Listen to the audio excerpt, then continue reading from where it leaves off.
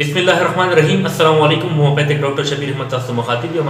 کوم نارینه زنانو ته چې د کانسټیپیشن مسله وي، کانسټیپیشن څه ته وایي؟ قبض ته وایي. قبض هغه حالت ته وایي انسان نارملی 40 غنټو کې یو پیر واشروم ته ځي حاجت لپاره.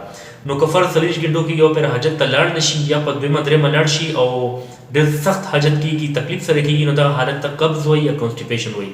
د کانسټیپیشن ډېر زیات سایډ افیکټس دي. دې سره خېټه باندې درد راځي، په سر باندې درد راځي، بي پي ورسره های کېدی شي، د خولې خوند خراب وي او چړچړاپن راځي، خبرې بدې لګي، انسان باندې غوسه ورځي.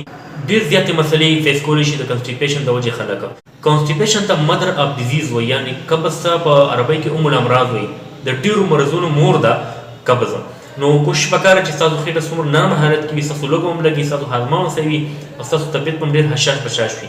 که چېرې تاسو د قبض ښکار تاسو ته د قبض مسله ده، خېټه مو سخته وي، حاجت نارمل نه دی، نو ډېر بهترین ریمډي ما تاسو لپاره راوړې ده. او دا ریمډي تاسو نوټ کړئ.